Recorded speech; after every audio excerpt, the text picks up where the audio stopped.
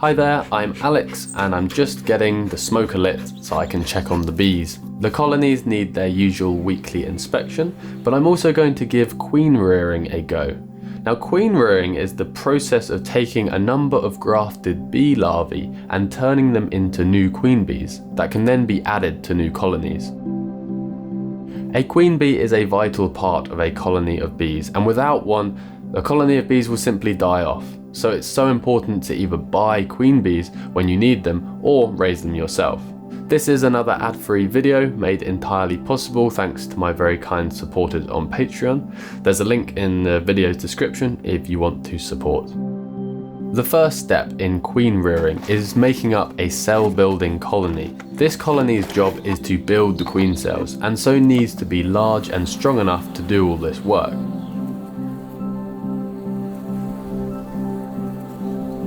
I'm placing another box on top of an already strong colony and then adding 10 more frames of brood from other colonies. These frames of brood will soon hatch within the next 10 days or so, and the result of this is a mega colony with a serious amount of bees. With so many more bees in the hive, this colony will be strong enough to raise plenty of queen cells.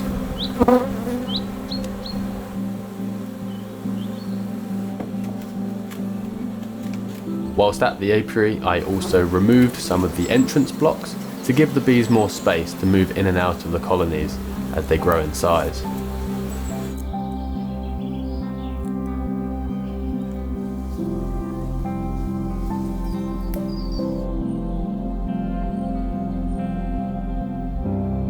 Whilst I waited for the new bees to hatch, I spent some time preparing some small boxes where the queens would live out the first part of their life. I painted a couple of 5-frame boxes, as well as these mini mating boxes, just big enough for a few hundred bees and a queen to live in.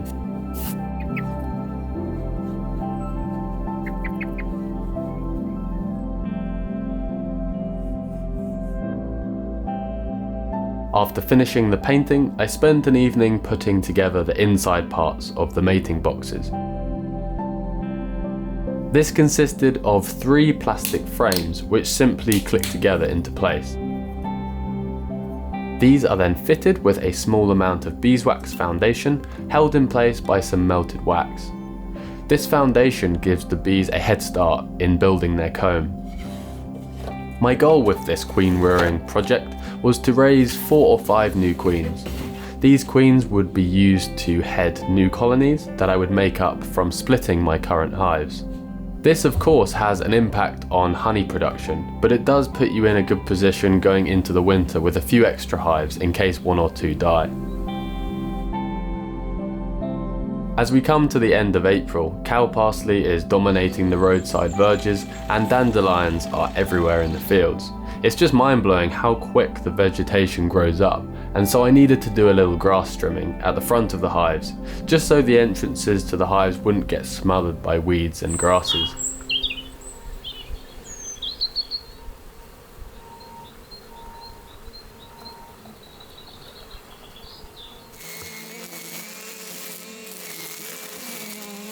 The bees understandably really don't like me coming close to their hives with loud power tools, and I'm pretty sure that if I didn't have my suit on, I would be covered with stings.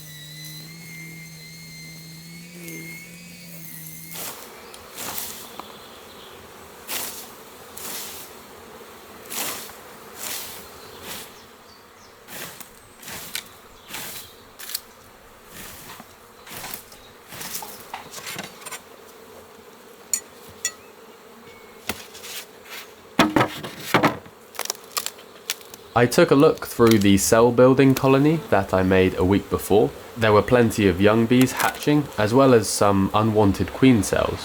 These were removed so they wouldn't interfere with the controlled queen rearing operation.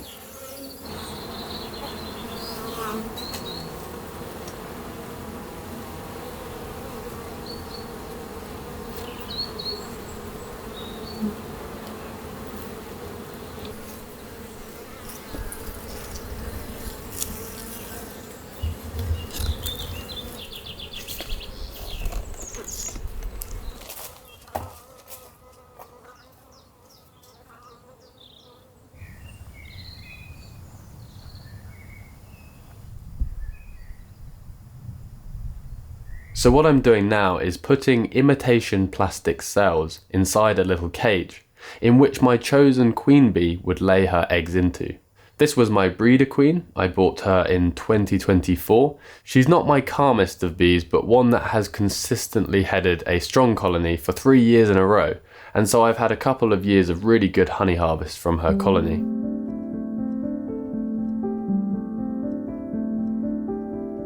I'm placing that frame of imitation cells into the hive. The queen can't get in just yet, only the worker bees can, and over the next 24 hours they will clean out the cells and get them ready for the queen to lay into. Before heading home, I took a little glimpse at my next project. I've got to build this shed for storing the honey boxes in over the winter. Luckily it's only a flat pack shed, so shouldn't be too tricky. The following day I went back to the apiary with the aim to find the breeder queen and put her into the cage to lay eggs into.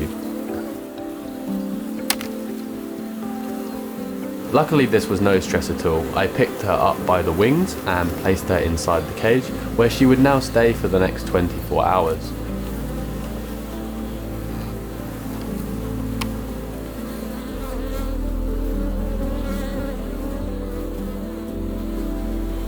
Raising queen bees is all made possible because we know the life cycle of a queen. It goes a bit like this. Day 1, the egg is laid. Day 3, the egg hatches. Day 9, the cell is capped over. And day 16, the queen emerges from the cell. It's said that the best queens are raised when the larvae is grafted at just 12 to 24 hours old. So on day 4, I went back to the hive and removed these little cells and attached them onto a frame which would hold them vertically in the hive.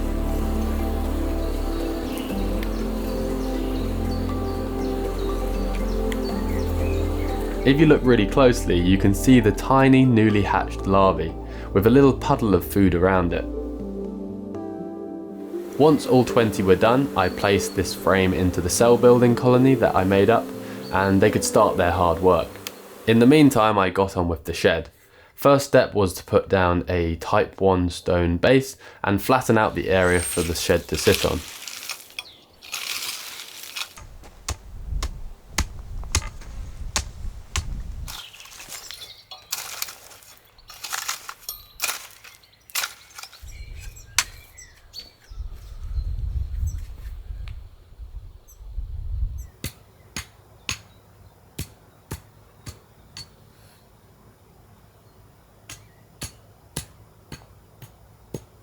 Two days later, I checked up on the queen cells, and you can see that the bees have started to draw them out. This is a sign that the bees were happy with the larvae that I gave them.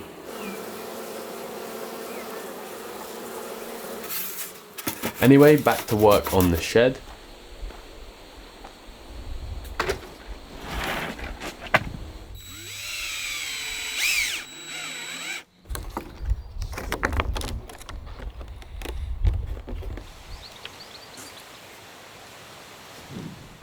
Over the course of a couple of days, I put the shed's frame together.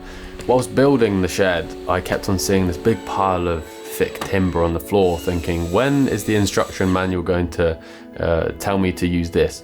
Anyway, it was only once I had basically built the frame of the shed when I realised that these pieces of wood were for building the underfloor base. So I reluctantly pulled down the shed, built the base, and then made up the shed once again. This was very frustrating.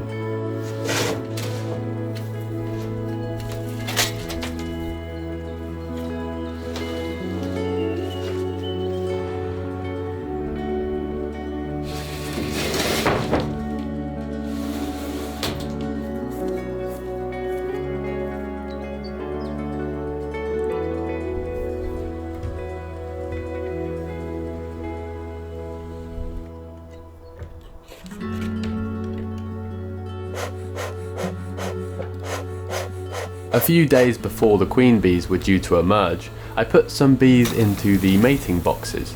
This was done by shaking a few frames of bees in, then closing them up and putting them in my cool garage, where they would sit for a couple of days.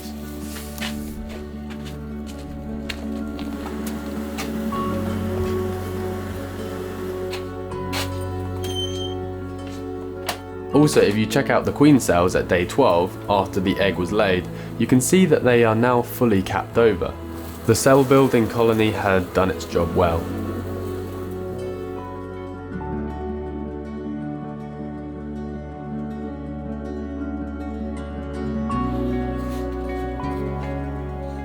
On day 14, after the eggs were laid, I took the mating boxes out from my garage and took one queen cell at a time and placed them into the mating boxes, each box with one queen cell. The cell building colony's job was now over, and 2 days later the queens would hatch. With the queens hatched, the job was still far from done. I've now got the hope that these queens will venture out of the hive in the next few weeks and mate successfully, and be able to start laying eggs. For now though, things are looking good. Many flowers are in bloom, as well as the blackberries, which look like they're just about to burst open.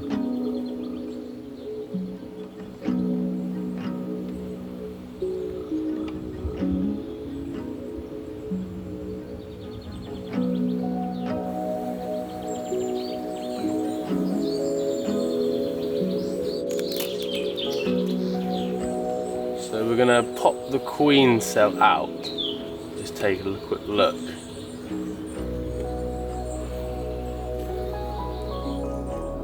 So that's what we popped into the hive,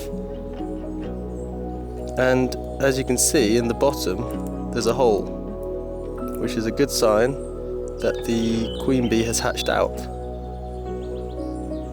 So somewhere in that hive there we'll have a virgin queen, and over the next few days and weeks that queen will come out and mate. So we're just going to leave them to it now.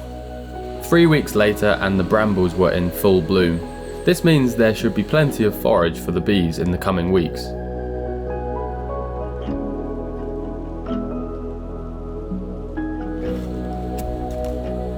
I checked on the little mating boxes and found the best thing possible: fresh eggs and also brood, which meant that my queen bees had successfully mated.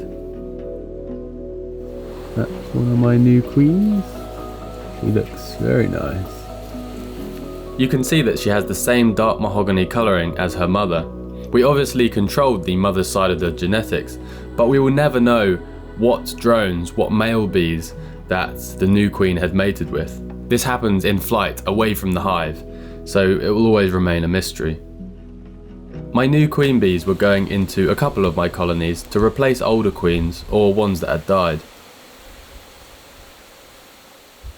I popped one of the queens into this little cage and put her into a new colony that she would live in for the rest of her life. Yay!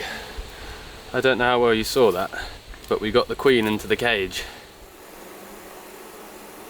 It's been a really enjoyable experience, raising a few queen bees and seeing the process all the way from the egg being laid all the way to the mated queen bee. And I hope that you have learnt something too. Thanks to all my Patreon supporters for making this ad-free video possible. And in the next episode, if everything goes to plan, we'll be harvesting some honey. See you soon.